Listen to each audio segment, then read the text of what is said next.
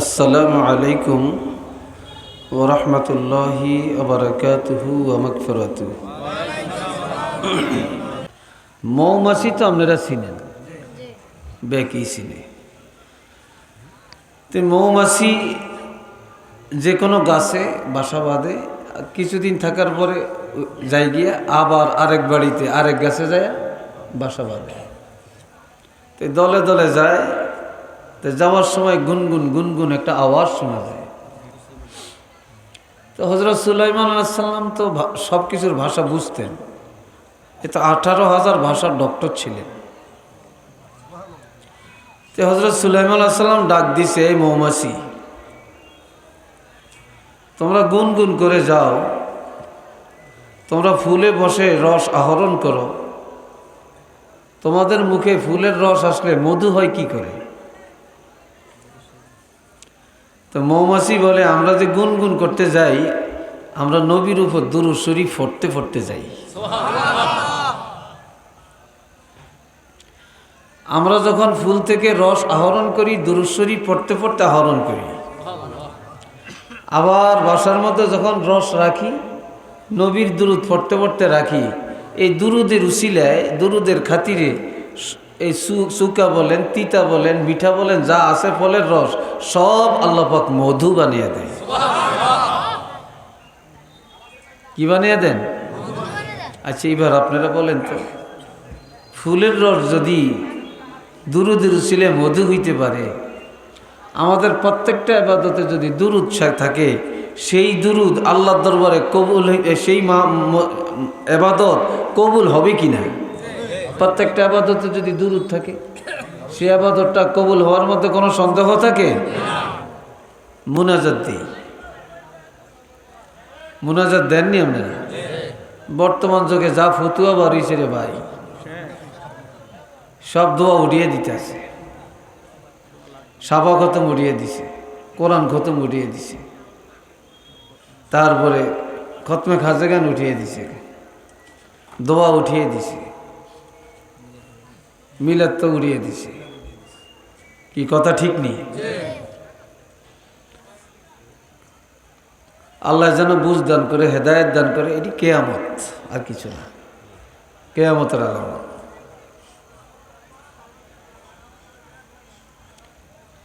তো এখন এই যে আমরা দোয়া করি, কোনো দোয়াই আল্লাহ কবুল করবেন না যদি দোয়ার মধ্যে দুরূদ না থাকে।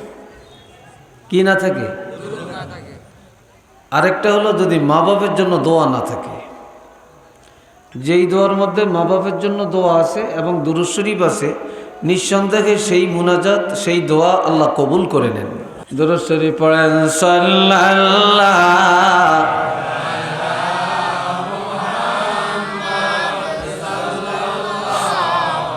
আলাইহি ওয়াসাল্লাম। গুনাহ করলে অন্তর একটা দাগ লাগে। কি লাগে? দাগ লাগে। এই দাগটা দূর করার জন্য দুইটা হাতিয়ার, একটা হইল আল্লাহর জিকির, আর একটা হইল নবীর দুরূদ। যে ব্যক্তি বেশি বেশি দুরূদ শরীফের আমল করবে, তার অন্তরের গুনার ময়লা সাফ করে আল্লাহ পাক ওই অন্তরের মধ্যে নূর পয়দা করে দিবেন। ইবাদত স্বাদ লাগবে। আমরা ইবাদত করি কিন্তু স্বাদ পাই না, কারণ অন্তর ভালো না। অন্তর কি না? এই যে আপনাকে বাইদারের হুজুর মামা সাহেব, আমি ওনার বেশ কিছু ওয়াজ ঘরে বসে বসে শুনছি, কোরআন হাদিস থেকে আলোচনা করছেন। আল্লাহ ওনার নেক হায়াত দান করেন, আরও যোগ্যতা বাড়িয়ে দেন, সবাই বলেন আমিন। কিন্তু শুনি না মানুষ কই। দেশের ছাত্র ছেলেদের ওয়াজ বেশি শুনতে হয়। বাইর যদি একজন ভালো আলেম হয়, হিতের ভিসে বাইর ভিসে নওয়াজও হট্ট চায় না, এত হিংসা। কি কথা ঠিক না? আসেন, আল্লামা রুমি আরো বলছেন, আনুর আন্দার গর নজর হামি কুনি দিদার নবীরা বেফরদা বিনে। আমরা যারা এখানে বসছি ভাই, আমরা তো নবীকে পাইতে চাই। চিল্লিয়ে বলেন, নবীকে পাইতে চাই না? দেখতে চাই কিনা? নবীরে যে দেখছে বা দেখবে সে কি দোজখে যাবে? তার জন্য দোজখের আগুন হারাম। যে ব্যক্তি বেশি বেশি দুরূদ শরীফ পড়বে আর 5 ওয়াক্ত নামাজের পরে, প্রত্যেক নামাজের পরে আপনি যদি 10 বার পড়েন, কয়বার? তাহলে 5 ওয়াক্ত নামাজে কয়বার হয়েছে? 50 বার। আর আপনি যদি এশার নামাজ পড়িয়া যখন খাওয়া দাওয়া করে ঘুমাবেন, এই ঘুম আসে না, এই আপনি শুয়ে শুয়ে যদি 50 বার পড়েন তাহলে কত হয়েছে?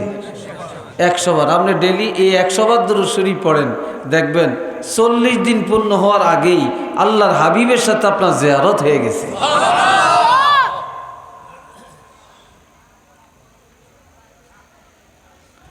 আমল তো করতে চাই না। আমল সে জিंदगी बनती है जन्नत भी जहन्नम भी। আমলের দ্বারা যদি জিন্দেগি তৈরি করা যায়, আমল যদি ভালো হয় তাহলে বেহেশত, আর আমল যদি খারাপ হয় তাহলে দোজখ। আচ্ছা, আরেকটা কথা, এই জায়গার মধ্যে সুন্দর লোক আছেন না? সুন্দর কালো লোক আছেন না? লম্বা লোক আছেন না? বেটো লোক আছেন না? লাখপতি আছেন না? কম পয়সাওয়ালা আছেন না? আসেনি?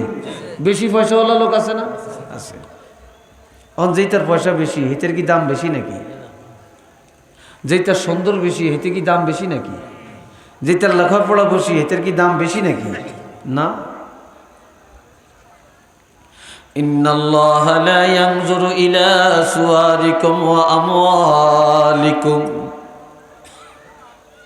নিশ্চয় আল্লাহ পাক কারো চেহারার দিকে চান না। আল্লাহ পাক কারো টাকা পয়সার দিকেও চান না। কারো চেহারাও আল্লাহ পছন্দ করেন না, টাকা পয়সাও আল্লাহ পছন্দ করেন না। আল্লাহ কি দেখেন? ওয়ালাকিন ইয়ানজুরু ইলা কুলুবিকুম ওয়া আ'মালিকুম। আল্লাহ শুধু দেখেন তোমাদের কার অন্তর ভালো এবং কার আমল ভালো। আল্লাহ অন্তর আর আমলের দিকে তাকান। একটু চিল্লিয়ে বলবো সুবহানাল্লাহ। আরেকটা কথা, একজন রিক্সাওয়ালা কষ্ট করে টাকা রুজি করে, হালাল রুজি, যদি সে 5 ওয়াক্ত নামাজ পড়ে, সত্য কথা বলে, ধোঁকা না দেয়, তাহলে এই রিক্সাওয়ালার এই রিক্সা চালাইয়াও সে বেহেশতে যাইব বেকের আগে। আর আমনে লাখপতি হয়েছেন, কোটিপতি হয়েছেন, আপনি হারাম খান, আপনি সুদও খান, ঘুষও খান, নামাজও পড়েন, রোজাও রাখেন, হজও করেন, জাকাতও দেন, আপনার কোনো এবাদতের দ্বারাই আপনি পার হইতে পারেন না। আপনি সবাই আগে জাহান্নামে যাবেন। একটু নাউজুবিল্লাহ জোরে কোন। কোথায় যাবেন?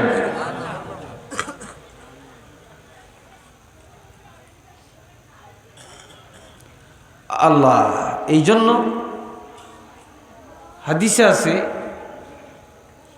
قال رسول الله صلى الله عليه وسلم من بطأ به عمله لم يسرع به نسبه।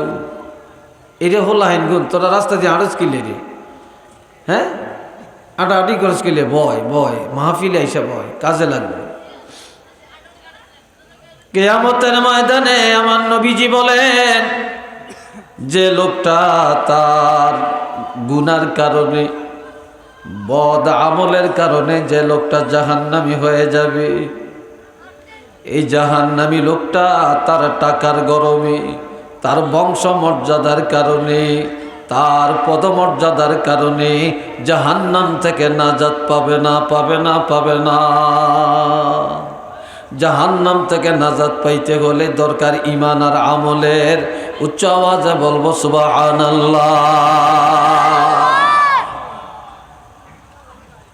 কথা বুঝে আসছে? আমার কথা বুঝেন তো নাকি? আল্লাহ কবুল করেন, বলেন আমিন। আল্লাহ আল্লাহ কোরআন শরীফে সূরা বাকারায় আরো বলছেন, ফাযকুরুনি আযকুরকুম ওয়াশকুরু লি ওয়ালা তাকফুরুন।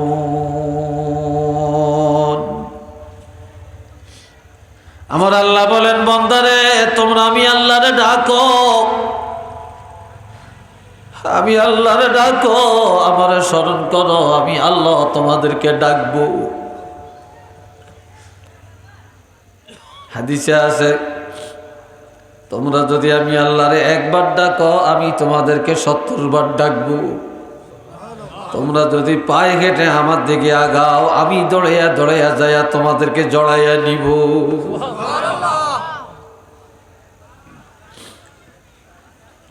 তোমরা আমাকে স্মরণ করো, তোমরা আমার জিকির করো, আমি আল্লাহ তোমাদের জিকির করব। এখন আমরা জিকির করব কিভাবে, আর আল্লাহ আমাদের জিকির করবেন কিভাবে? তাফসীরে জালালাইন শরীফের মধ্যে আসছে, ফাযকুরুনি বিল ইবাদাতি, ও বান্দা তোমরা আমাকে স্মরণ করো ইবাদতের মাধ্যমে। আমাকে স্মরণ করো নামাজ, রোজা, হজ, যাকাত, পর্দা, পুশিদা, এক কথায় নেক আমলের মাধ্যমে আমারে স্মরণ করো। আর আমি আল্লাহ তোমাদেরকে স্মরণ করব কিভাবে? আযকুরুকুম বিন-নি'মাতি ওয়ার-রাহমাতি ওয়াল-মাগফিরাতি, আমি আল্লাহ স্মরণ করব আমার নিয়ামত দিয়া, আমি স্মরণ করব আমার রহমত দিয়া, আমি স্মরণ করব তোমাদেরকে ক্ষমা করে দিয়া। আরেকটু জোরে কর মারহাবা। তো আল্লাহ স্মরণ করবে নিয়ামত দিয়া, রহমত দিয়া, ক্ষমা করে দিয়া। আর আমরা স্মরণ করব ইবাদত দিয়া। কি দিয়া? ইবাদত দিয়া। কথা বুঝছেন তো? শুধু লা ইলাহা ইল্লাল্লাহ এটি আল্লাহ জিকির না, এটা জিকিরের একটা অংশ। এটা জিকির বিল লিসান, এটা জবানি জিকির, কিন্তু আসল জিকির হলো ইবাদত। বলেন আসল জিকির কি? ইবাদত। এরপরে কি বলছেন? ওয়াশকুরু লি ওয়ালা তাকফুরুন, ও বান্দা আমার নিয়ামতের শুকর আদায় করো, আমার নিয়ামত অস্বীকার করিও না। আমরা কার নিয়ামত খাই? এটা জোরে কর। আমরা চলাফেরা করি কার শক্তি দিয়া? এই শোকটা নিয়ামত, যেটা নাই হেইতে বুঝে, ঠিক নেই? আমার আপনার কথা বলার ক্ষমতা আছে, জবান আছে, এটা নিয়ামত, যেটা নাই হেইতে বুঝে। কি কথা ঠিক কিনা? এই আমাদের হাত, এটা নিয়ামত, কথা ঠিক কিনা? হাতের আঙ্গুলগুলি নিয়ামত, করগুলি নিয়ামত, কি বলেন? পাও নিয়ামত। এই দাঁত, যার একটা দাঁত নাই হেইতে কত কষ্ট পায়, দাঁত কত নিয়ামত, জিহ্বাটা কত নিয়ামত, কি কথা ঠিক কিনা?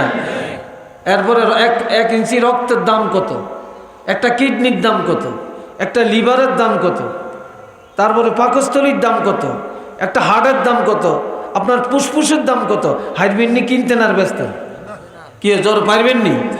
বানাইছে কি? আল্লাহ। আচ্ছা, এরপরে এই দেহের আপনার চোখ ঠিক রাখার জন্য, মুখ ঠিক রাখার জন্য, দাঁত ঠিক রাখার জন্য, নাক ঠিক রাখার জন্য, কান ঠিক রাখার জন্য, ত্বক ঠিক রাখার জন্য, রক্ত বাড়ানোর জন্য, শক্তি বাড়ানোর জন্য আমাকে আপনাকে যখন যেই মৌসুমে যেই ফল, যেই মৌসুমে যেই তরকারি খাওয়ার দরকার, ওই মৌসুমে সেই ফল সেই তরকারি আল্লাহ জমিনে উৎপাদন করেন। শীতকালে একরকম তরু তরকারি, গরমকালে আরেক রকম। কি ভাই, কথা ঠিক কিনা? কেন? এই দেহের জন্য। কথা ঠিক না? আচ্ছা, তাইলে আমরা কিভাবে আল্লাহর নিয়ামতের মধ্যে আছি বলেন? وَإِن تَعُدُّوا نِعْمَةَ اللَّهِ لَا تُحْصُوهَا, আমার আল্লাহ বলেন যে আমি এমন নিয়ামত দিয়েছি, আর আমার নিয়ামতের মধ্যে তোমরা এমনভাবে ডুবে আছো, তোমরা কেউ যদি মনে করো আমার নিয়ামত গণনা করবা, তো গণনা করতে পারো, কিন্তু শেষ করতে পারত না। আমার নিয়ামত গণ্যা কেউ শেষ করতে পারবা না। আচ্ছা, একটা উদাহরণ, একটা নারকেল গাছ। এই নারকেল গাছটার মধ্যে ডাব একটা নেয়ামত, পানি একটা নেয়ামত, ডাবের আইসাটা একটা নেয়ামত, নারকেল একটা নেয়ামত, নারকেলের পানিটা একটা নেয়ামত, নারকেলের আইসাটা একটা নেয়ামত, ডাগগাটা একটা নেয়ামত, শলা একটা নেয়ামত, পাতা একটা নেয়ামত, তারপর সমুর একটা নেয়ামত, গাছ একটা নেয়ামত। তাহলে দেখেন একটা নারকেল গাছে কত রকমের নেয়ামত আমাদের জন্য আল্লাহ তৈরি করছে। এই জন্য আমার আল্লাহ বলেন ওয়াশকুরুলি ওয়ালা তাকফুরুন, আমার নিয়ামতের শুকর আদায় করো ও বান্দা, আমার নিয়ামত অস্বীকার করিও না, কুফরানে নিয়ামত করিও না।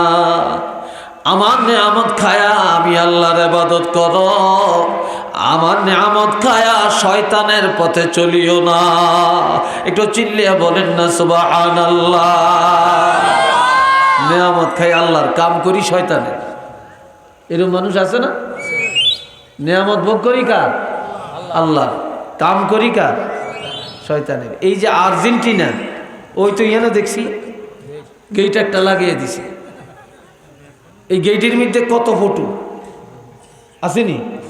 আচ্ছা এইবার বলেন, আপনারা খেলান, ভালো কথা, খেলারে জায়েজ কইবেন এমন কেউ আছে নাকি?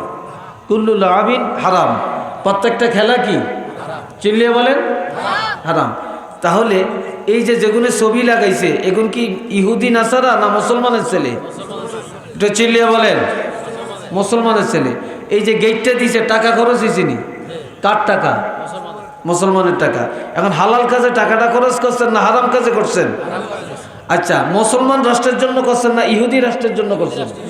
আর যদি শয়তানের পথে আর ইহুদি নাসারার পক্ষে এই শক্তি ব্যয় করা যাবে না। এ বাপজান আমার, কেউ যদি আল্লাহর নিয়ামত পায়া, আল্লাহর নিয়ামত খায়া, আল্লাহর নিয়ামত ভোগ করে অন্তঃকরণে মহব্বতে যদি জবানে একবার বলে আলহামদুলিল্লাহ, কি বলে? আলহামদুলিল্লাহ।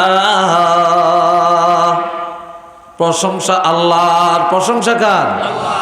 যদি কর আল্লাহর। আর আমার আল্লাহ বলেন হামিদানি আবদি, হামিদানি আবদি। আল্লাহ ফেরেশতাদের কাছে আমাদের গর্ব করে বলে, ও ফেরেশতারা দেখো, আমি আল্লাহ আমার বান্দারে নিয়ামত দিছি, আমার নিয়ামত ভোগ করিয়া বান্দা আমার প্রশংসা করে। বান্দা কারো প্রশংসা করে না, আমি আল্লাহর প্রশংসা করে।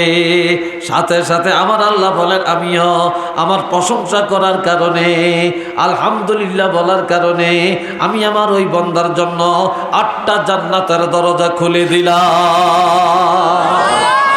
সবাই উচ্চ আওয়াজে বলেন আল্লাহু আকবার। ওয়াশকুরুলি ওয়ালা তাকফুরুন। আজকাল তো শুকুর আদায় করি না। এমনকি কারো বাইর খাইতে গেল, কিসমতে যা খাইছেন খাইছেন, যাইতে যাইতে বদনাম করে। কি কথাটা ঠিক কিনা? যাইতে যেতে বদনাম করে। বিয়ের মধ্যে যদি পুরুষেরা বদনাম যা করে, 8 নাইরি খানার মধ্যে মাইয়া হলার বদনামের কোনো শেষ নেই। কি কথা ঠিক নেই?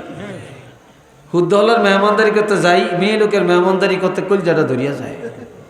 এরপরে কই কিতা মাইলাম, এত গরমে দিয়ে এত শীতি দিয়ে কি খাওয়াইলো, আড্ডি হয়েছি গোস্ত হয় না, গোস্ত হয়েছে আড্ডি হয় না।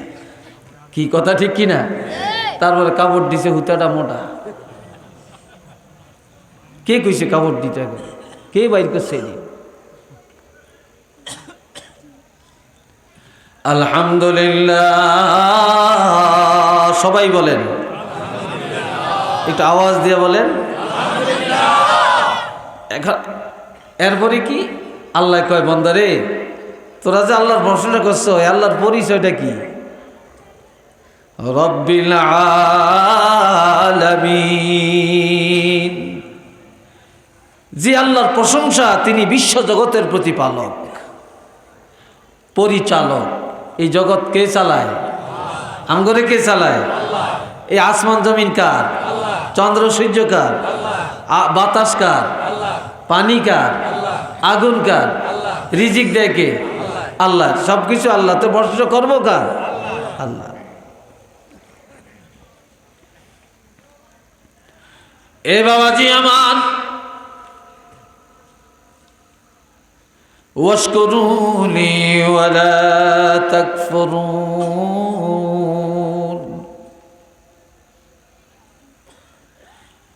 আমার আল্লাহ বলেন, আমার নেয়ামতের শুকর আদায় করো,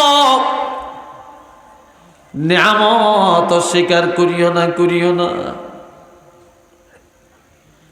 এরপরে জানিয়ে রাখবা, ওয়ালা তাকুলু লিমান ইউকতালু ফি সাবিলিল্লাহি আমওয়াত বাল আহইয়াউ ওয়ালাকিন লা তাশউরুন।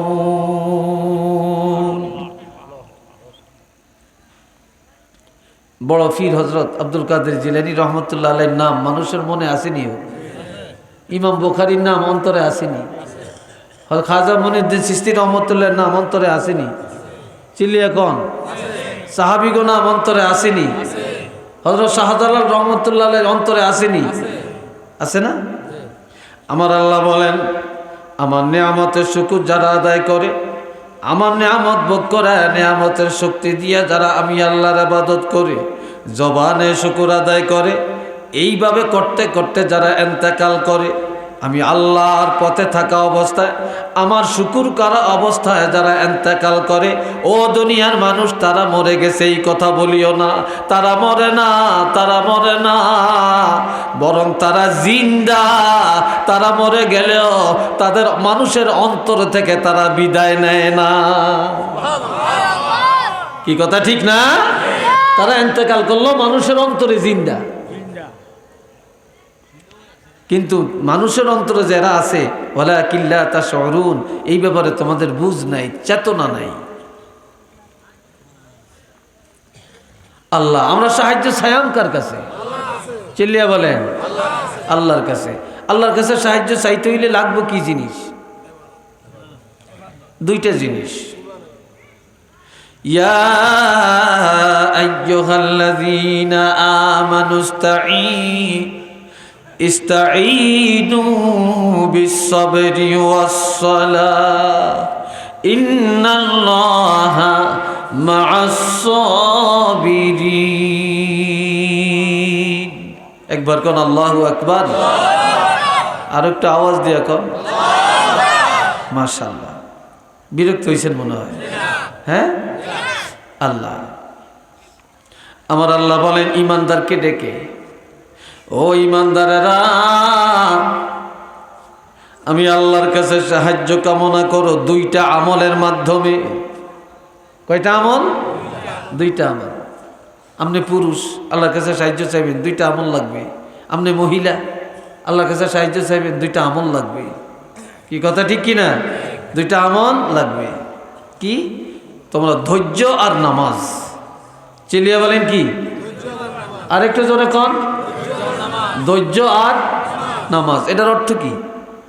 নামাজ বড় না ধৈর্য বড়? কন, কথা কন। নামাজ বড়। আল্লাহ কইছে ওয়ালা যিকরুল্লাহি আকবার, সবচেয়ে বড় জিকির, সবচেয়ে বড় ইবাদত হইল নামাজ। না, নামাজের চেয়ে ধৈর্য বড়। নামাজের চেয়ে কি? জোরে কন, ধৈর্য বড়। কেন? ধৈর্য না থাকলে নামাজ হবে না, ধৈর্য না থাকলে রোজা হবে না, ধৈর্য না থাকলে আপনি হজ করতে পারবেন না, ধৈর্য না থাকলে কোনো ইবাদত করতে পারবেন না। প্রত্যেকটা ইবাদতে প্রয়োজন ধৈর্যের। যেটা ধৈর্য আছে হেইতে শেষ পর্যন্ত ওয়াজ শুনতে হইল, যেটা ধৈর্য নাই হেইতে লেফট রাইট করব। কি কথা ঠিক কিনা? যেটা ধৈর্য আছে হেইতে ঠিক মতো নামাজ পড়বো, সালাম ফিরাইব, বইয়া বইয়া তসবিহ তাহলিল করবো, দোয়াটা করবো। যেটা ধৈর্য নাই হেইতে হা গলিয়া যাইব, নামাজ হয়েছে কি হয় না, সালামটা হিরিয়া কতক্ষণ বাজ যাইব। কি কথা ঠিক কিনা? যেটা ধৈর্য আছে হেইতে ইফতার পর্যন্ত রোজা নিয়ে ঠেকাইব, আর যেটা ধৈর্য নাই হেইতে চুপ করিয়া কেন যায় হানি খেয়ে লইব। কি কথা ঠিক কিনা? পানি খেয়ে লইব। যেটা ধৈর্য আছে হিতে হজ করতে পারবো, যেটা ধৈর্য নাই হিতে হজও করতে পারতো না। কি কথা বুঝছেন কি না? তাহলে প্রত্যেকটা ইবাদতের জন্য প্রয়োজন কি? চিল্লিয়া বলেন, ধৈর্যের। যারা তাহাজ্জুদ পড়ে শীতকালে, যারা ফজর নামাজ পড়েন, কত ধৈর্যের দরকার। এই শীতকালে পানি দিয়ে উজু করিয়া এরপরে মসজিদে যাইয়া, আর মসজিদেও যদি যাইতে না পারেন বাড়িতে ওইটা নামাজটা পড়া কত কষ্টের ব্যাপার না? এটা ধৈর্য না থাকলে সম্ভব না। কি বলেন, কথা ঠিক নেই? একজনের মেম্বরিত খাড়াইছে, হিতে কথায় কথা তর্ক করে, কথায় কথা ঝর্ক করে, কিলাকিলি করে, কয় দূর এটার মেজাজ ভালো না, এটা ধৈর্য নাই, এটা ভোটে পাস করে না। আরেকজনের টিয়া হইসেও কম, কিন্তু হিতে ভোটে খাড়াইছে, কিন্তু আগের তিনি হিতে ধৈর্যশীল। কেউ বহাবাই গালি গালাজ করলো হিতে মাতে না, পাথর এলেন পড়িয়ে তাই কয় না এই লোকটারে ভোট দেয়, লোকটা বাড়ি বাড়ত। কি কথা ঠিক নেই? লোকটা কি বাড়ি বাড়ত, ধৈর্য আছে। এই ধৈর্যের কারণে হিতে পাস করিয়া নেয়। কথা হাসা না? ধৈর্যের কারণে এতে পাশ করিয়া নেয়। এই জন্য আমার আল্লাহ বলেন ইস্তাঈনু বিস-সাবরি ওয়াস-সালাহ। ঈমানদারেরা, আমি আল্লাহর কাছে সাহায্য প্রার্থনা করো ধৈর্য আর নামাজের মাধ্যমে। ইন্নাল্লাহা মা'আস-সাবিরিন, যারা ধৈর্যশীল তাদের সঙ্গে আল্লাহ আছেন। কে আছেন? জোরে কোন, আরেকটু জোরে কোন। যারা ধৈর্য আছে তাদের সাথে কে আছে? এখন বর্তমানে পুরুষের চাইতে মহিলার ধৈর্য বেশি দরকার, কিন্তু দুঃখ আমাদের বর্তমান যুগের মহিলাকেও ধৈর্য কম। কি ভাই, কথা ঠিক কিনা? মহিলাদের ধৈর্য কি কম।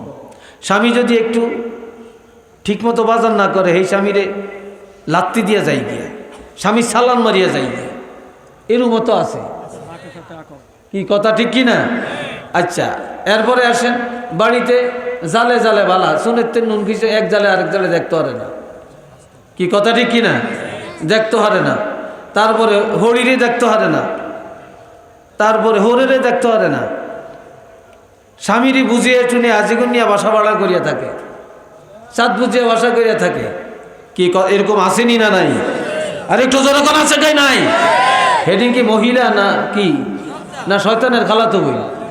আরো জোরে কোন। এরকম বজ্জাত মহিলা সমাজে আছে না নাই? আমরা কোথায় শয়তান না থাকতে পারে? আছে আঙ্গদর্শ কেউ কিছু কেন নাই? হ্যাঁ, আর আসতে কি জানে শুনি না? আরে আছে, নইলে আমরা জানি কইতেন কত দরবান আদারও তাই। হায় হায়, ধৈর্য নেই। এ বাবাজিরা আমার, আল্লাহর হাবিব রাহমাতুল্লিল আলামিন হযরত খাদিজার ঘর থেকে যখন যাইতেন,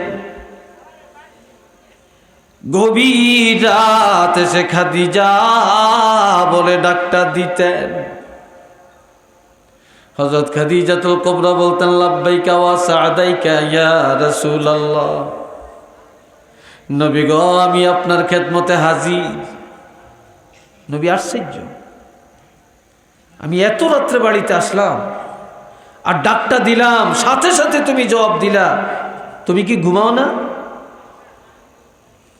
হযরত খাদিজা রাদিয়াল্লাহু বলেন ইয়া রাসূলুল্লাহ, আপনি যখন আমার ঘর থেকে চলে যান, 10 ঘন্টা হোক, 1 দিন হোক, আর 2 দিন হোক, আর 3 দিন হোক, নবী গো আপনি আসা পর্যন্ত আমি খাই না। আর আপনি ঘরে না থাকলে আমি কোনো দিনে বালিশে মাথা লাগায়া ঘুমাই না, আমি ঘুমাই না। কি ধৈর্য! এ বাবাজি আমার, আরেকদিন আল্লাহর হাবিব হযরত আয়েশা সিদ্দিকার ঘর থেকে গেলেন। তো বিকাল বেলা আয়েশার ঘরে আসবে কি আসবে না এই কথা নবী বলেন না। হযরত আয়েশা ভাবছেন নবী আবার আসতে পারেন, এটা বুখারীতে ঘটনাটা আছে। তো হযরত আয়েশা সিদ্দিকা আমার নবীর জন্য খানা তৈরি করছে, হালুয়া বানাইছে, সুস্বাদের হালুয়া। সব আমার দিকে চাবেন, আরেক দিকে চাবেন না। তো নবী বিকাল বেলায় আয়েশার ঘরে আসে না, নবী আজকে গেছে। হজরত ওমর ফারুক নবীর এক শ্বশুর, আর যেই মেয়েরই বিয়ে করছে হজরত ওমরের, ওই মেয়ের নাম হজরত হাফসা রাদিয়াল্লাহু। নাম কি? হাফসা। হাফসার ঘরে গেছে। হজরত আয়েশা সিদ্দিকা তালাশ করতেছে, নবী কেন আসেন না? আমি খানা পাকাইলাম, খাইব কে? কারে খাওয়াইয়া?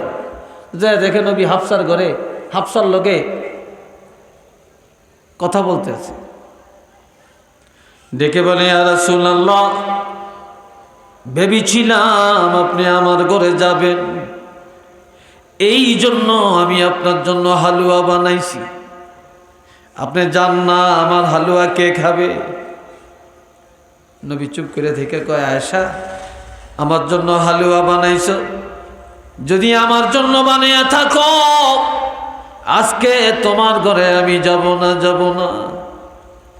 খাওয়াইতে হলে এখানে আইনা খাওয়াইয়া দাও, এখানে আইনা খাওয়াইয়া দাও। আয়েশা দৌড় দিয়া ঘরে গেছে, যাইয়া হালুয়ার পাত্রটা লইয়া নবীর কাছে আইছে।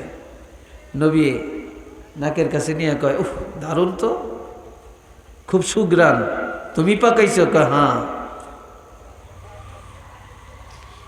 মহিলাদের রান্না বান্না মাঝে মাঝে একটু উল্টাপাল্টা হইতেই পারে, বকবেন না। নুন একটু কম হইতে পারে, গালি দিবেন না।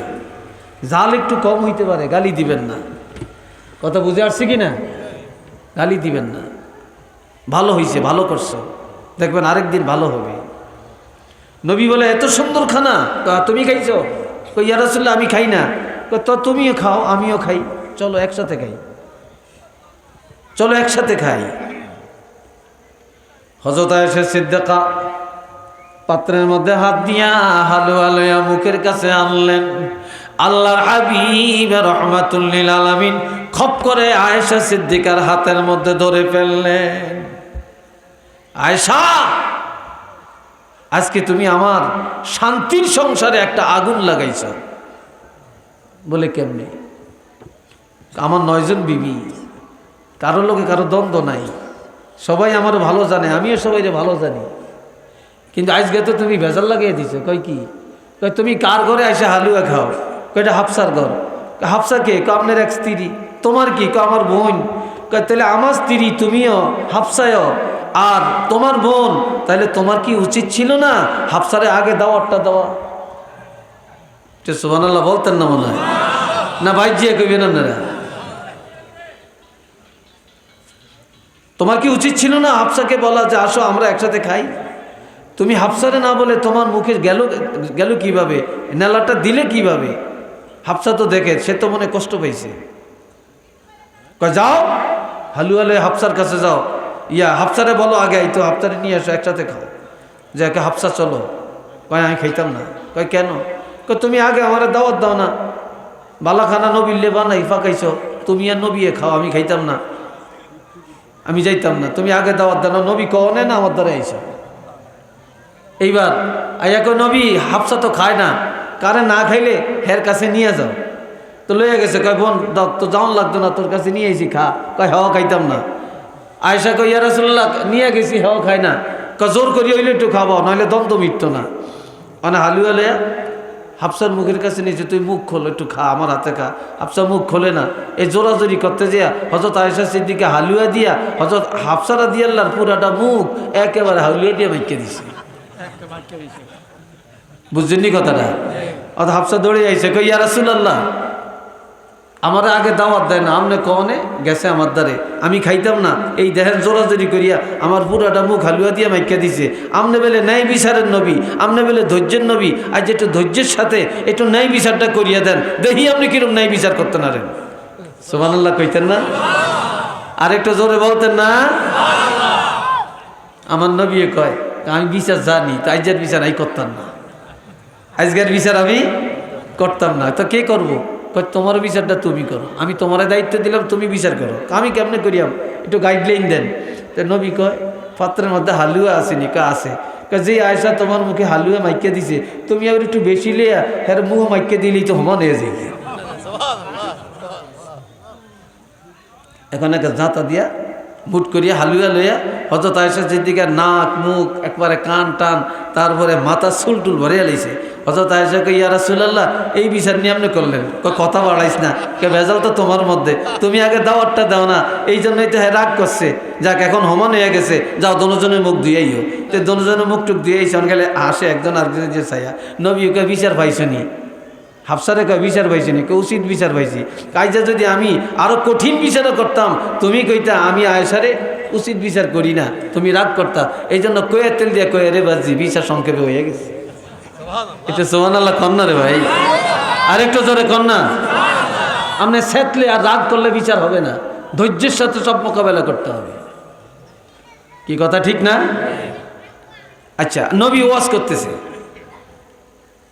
নবী কি ওয়াজ করতে আছে, পিছে একজন ইহুদি বইয়া বইয়া নবীর ওয়াজ শুনতে আছে।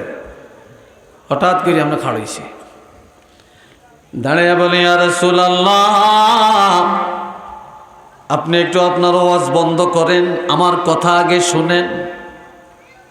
হাইরবিনি কেউ না কথা কইতেন, কি রে জয়নারা পারবিনি, কেউ হইতেন না। ইহুদি দাঁড়াইয়া কইয়া লাইছে ওয়াজ বন্ধ করেন, আমার কথা শুনেন। সাহাবীরা তো খিফে গেছে। নবী কয় রাগ, খেপিস না, এতে কি কইতেছে শুনাল।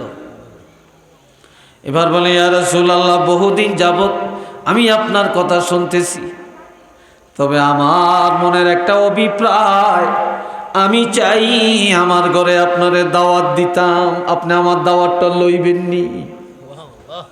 নবী কয় ইহুদি তুমি যদি আমরা দাওয়াত দাও, আমি তোমার দাওয়াত নিতে রাজি, আমি তোমার দাওয়াত নিতে। কোন দিন? আগামী দিন। কোন সময়? সকাল 10টায়। ঠিক আছে। নবী চলে গেলেন। ইহুদি নবীরে দাওয়াত দিয়া বাইতেন গেছি গিয়া, নাউজুবিল্লাহ বলতেন না? আর একটু আস্তে কর, দাওয়াত দিয়া বাইতেন গেছি গিয়া। নবী তো গেছে দাওয়াত খাইতো ইহুদির বাড়িতে।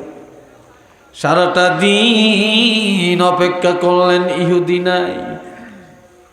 না খায়া না লয়া আমার নবী সোজা আবার ফিরে আসে।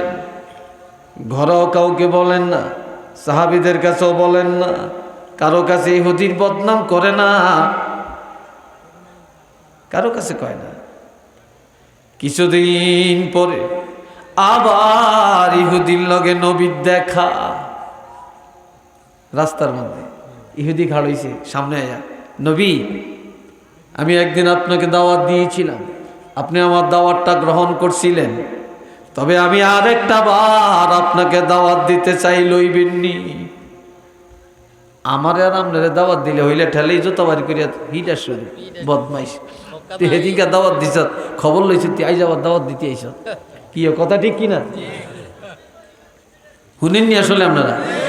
হ্যাঁ, একটু শুনেন, একটু আস্তে আস্তে কথা কই নাকি, না সমস্যা হইব? একটু আস্তে ধীরে কই। বলে আমি দাওয়াত নিতে রাজি। কয় কোন দিন? আগামী দিন। নবী চলে গেছেন। দ্বিতীয় দিন ইহুদি দাওয়াত দিয়া বাড়িতে নাই। এটা নাউজুবিল্লাহ জোরে কর। আমার নবী অপেক্ষা করিয়া আবার না খায়া চলে আসেন, কাউকে কিছু বলেন না। কিছুদিন পরে আবার আমার নবী রাস্তা দিয়ে হাঁটে, ইহুদি রাস্তায় দাঁড়িয়ে নবীকে পাহারা দেয়। দেখে বলি ইয়া রাসূলুল্লাহ 2 দিন আমি আপনাকে দাওয়াত দিয়েছিলাম, আপনিও দাওয়াত গ্রহণ করেছিলেন।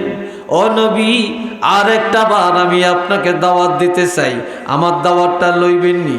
আমার নবী এক কথায় বললেন, ইহুদি রে আমি ধৈর্যের নবী, ধৈর্যহারা নবী না। একবার নয়, 2 বার নয়, তুমি ভেবেছ 2 বার দাওয়াত দিয়ে আমার খবর লও না, আর না জানি দাওয়াত লইনি। তবে জানিয়ে রাখো আমি রহমাতুল লিল আলামিন, আমি দয়াল নবী, আমি ধৈর্যের নবী। একবার না, 2 বার না, তুমি যতবার আমাকে দাওয়াত দিবা ততবার আমি দাওয়াত নিতে রাজি।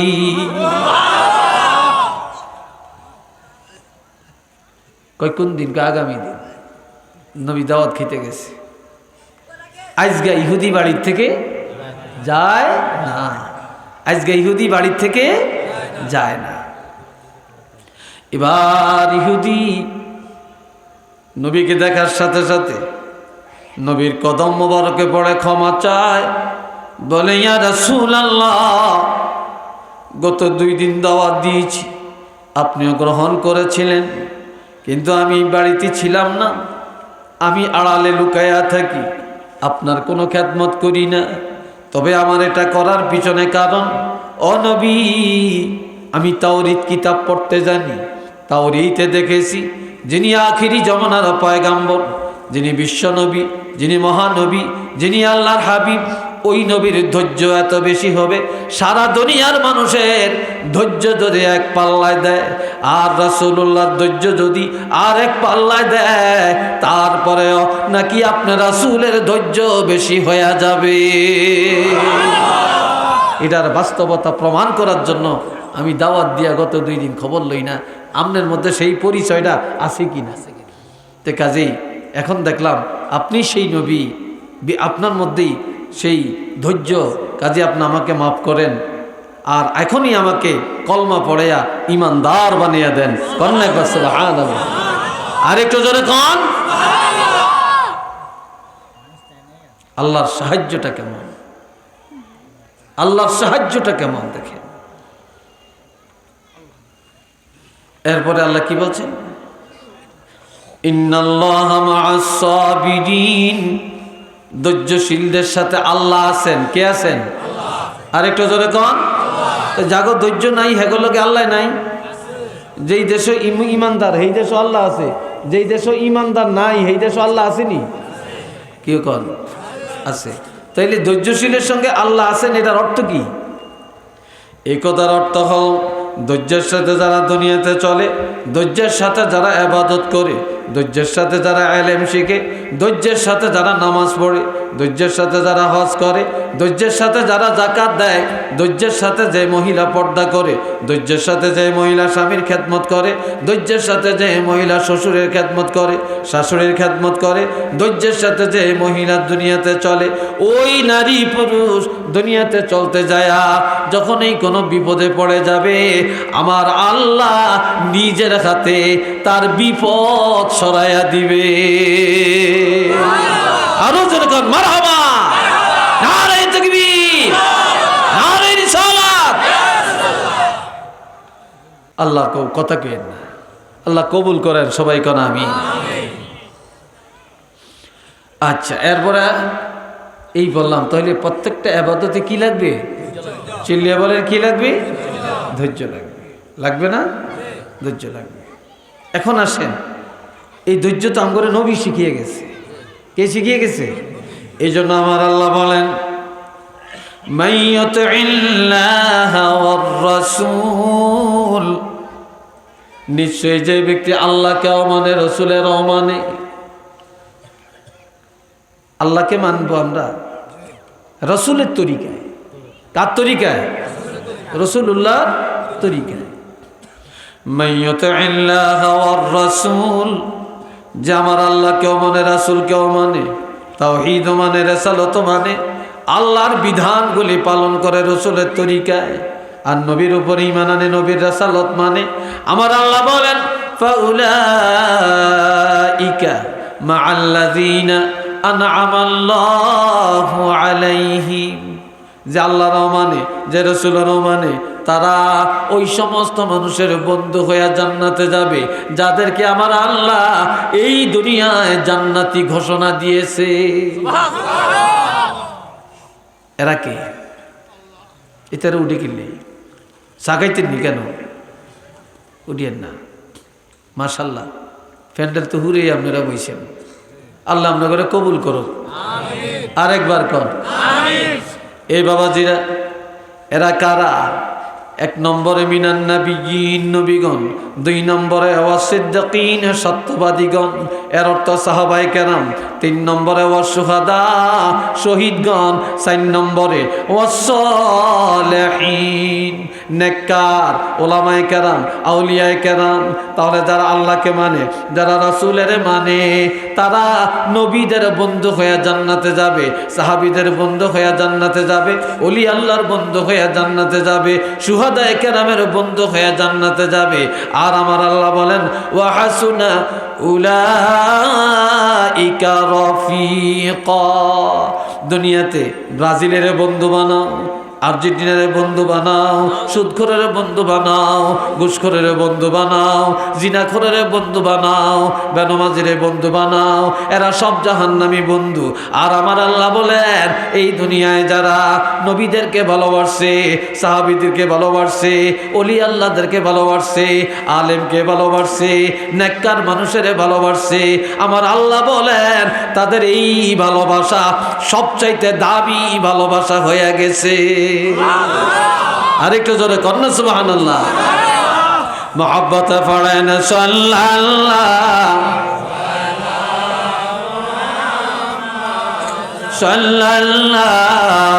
আলাইহি সাল্লাল্লাহু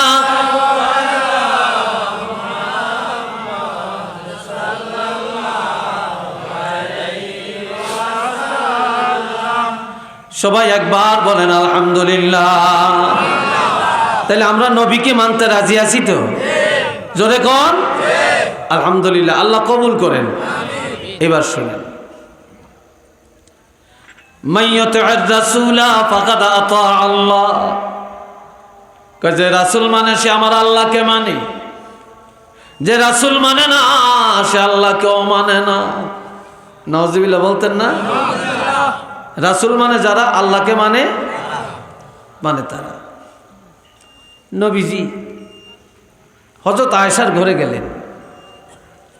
তো হযরত আয়েশা সিদ্দিকা ভালো খানা তৈরি করছে। কি তৈরি করছেন? ভালো খাবার। অসুবিধা নেই, বাচ্চা থাকলে পোলাইনের খেলনা হিসাবে নিবি। আয় গুছিয়ে আয়। তো হিকিনের বইসত কা, তুই তো হিকিনিতে দৌড় দিবি। আরে তুই কি রে, আয় বিতে আয়। আল্লাহ রাগটা করেন নি আবার আমরা? হ্যাঁ, আজ কুমিল্লা যে এখনো এত ঠাইসা কই তার না, এ তাঙ্গ বাইদারে আনারা বেগ আমরা মানুষ এলেন একটু ঠাইসা কই নাকি। খানা দিছে নবীর সামনে, এই শেয়াল না লগে আর দিকে নবী খানাটা সামনে নিয়ে খানার দিকে তাকায়া তাকায়া নবী কাঁদেন। কি করেন? নবী কান্দে, খায় না। হযরত আয়েশা সিদ্দিকা বলে ইয়া রাসূলুল্লাহ, এত কষ্ট করে খানা তৈরি করলাম, পিঠা বানাইলাম, আপনি খাবেন, খান না, আপনি বরং কাঁদেন। কাঁদেন কি নেই? নবী কেঁদে কেঁদে বলে আয়েশা রে, আমার খাদিজা দুনিয়াতে যতদিন ছিল এত সুন্দর খানা কোনোদিন খায়া যাইতে পারে না, অথচ সে ছিল সবচেয়ে ধনী। কথা ঠিক না? সবচেয়ে ধনী, কিন্তু খানা খেয়ে যেতে পারে না।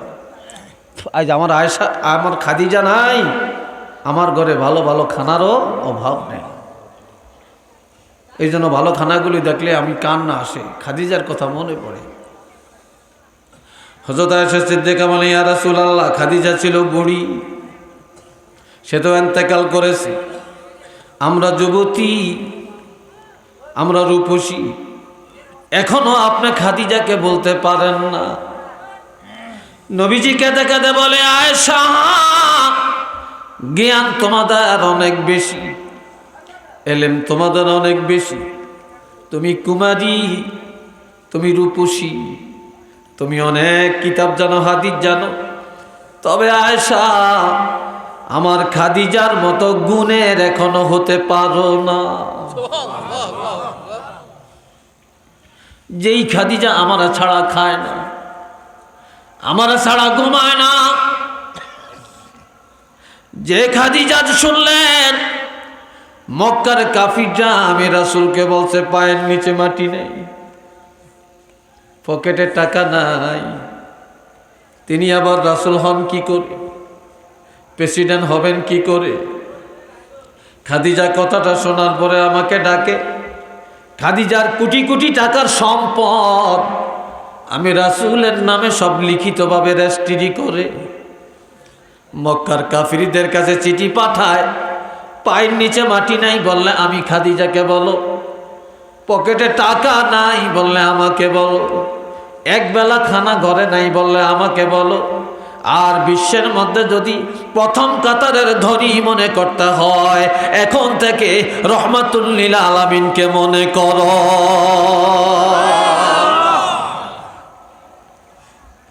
খাদিজার টাকায় নবী ধনী, কথা ঠিক না? ওয়াজাদাকা আইলান ফাআগনা। আল্লাহু আকবার। আয়েশা কয়, হুজুর আর কাইন্দেন না, একটু খান, আমি এত কষ্ট করে বানাইছি, একটু খান। তখন নবী একটা কাগজ নিলেন, খানাগুলো কাগজে লইয়া প্যাকেট করলেন। এইবার আমার নবীজি খাদিজার আত্মীয়ের বাড়ি বাড়ি দৌড়ায়, খাদিজার বাড়িতে যায়া খাদিজার আত্মীয় স্বজনের খাওয়ায়। খাদিজা নাই, কিন্তু খাদিজার আত্মীয় আছে, এদেরকে নবী খাওয়ান। খাদিজার আত্মীয়রে খাওয়ায়া এরপরে আমার নবী এসে খায়। আমার নবী খাদিজার আত্মীয় স্বজনের না খাওয়ায়া নিজে খাইতেন না। একটু চিল্লিয়া বলেন না সুবহানাল্লাহ। কি শিক্ষা!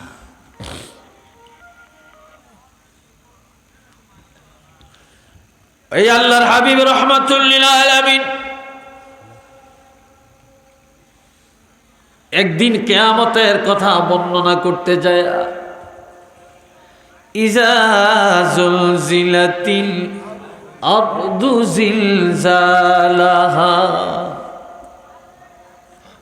যখন ইসরাফিল সিংহায় ফু দিবে, ভূমিকম্পের ন্যায় জমিন প্রকম্পিত হবে। ওয়া আখরাজাতিল আরদু আসকালাহা, এই মাটির নিচে যত কিছু আছে এটা মাটির বোঝা। সেদিন মাটি কিছুই ধরে রাখবে না, সব বাহিরে ফালাইয়া দিবে। তবে সব উলঙ্গ অবস্থায় দাঁড়াবে, উঠবে আর দৌড়াবে। ওয়াকালাল ইনসানু মা লাহা, সেদিন মানুষগুলো শুধু বলবে জমিন এমন করে কেন, জমিনের এমন হলো কেন, এই বলবে আর দৌড়াবে। তবে সেদিন নারী পুরুষ কারো গায়ে কোনো বস্ত্র থাকবে না রে। হযরত আয়েশা কাঁদেন আর বলেন, ইয়া রাসূলুল্লাহ, আমি আয়েশাও সেদিন উলঙ্গ দাঁড়াবো নাকি? নবী বলেন, নবীরা উলঙ্গ দাঁড়াবে, তুমি আয়েশাও উলঙ্গ দাঁড়াবে। হযরত আয়েশা কেঁদে কেঁদে অস্থির, আমি কেমনে সেদিন দাঁড়াবো? নবী বললেন, আয়েশা, ও আয়েশা, চিন্তা করো না, উলঙ্গ কেমনে থাকবা এই ব্যাপারে চিন্তা করো না। কেননা সেদিন প্রত্যেকটা নারী পুরুষ উলঙ্গ দাঁড়াবে রে। তবে প্রত্যেকটা মহিলা, প্রত্যেকটা পুরুষ নিজের আমল নামা নিয়ে পেরেশানিতে থাকবে, মাথা নিচু করে কাঁদবে। কেউ কারোর দিকে সেদিন নজর করার ক্ষমতা পাবে না, পাবে না। একটু চিল্লিয়া বলেন না সুবহানাল্লাহ। হযরত আয়েশা প্রশ্ন করলেন, যেদিন সব উলঙ্গ দাঁড়াবে, আপনিও কি সেদিন উলঙ্গ দাঁড়াবেন? নবীজি বললেন, আয়েশা রে, এমন প্রশ্ন আমাকে করলা, এ আয়েশা জেনে রাখো, যেদিন সব নবীরা উলঙ্গ দাঁড়াবে, সাহাবীরা উলঙ্গ দাঁড়াবে, নারী পুরুষ উলঙ্গ দাঁড়াবে, ওলি আল্লাহরা উলঙ্গ দাঁড়াবে, সেদিন একমাত্র আমি রহমাতুল লিল আলামিন উলঙ্গ দাঁড়াবো না। এটা আল্লাহু আকবার কর না ভাই।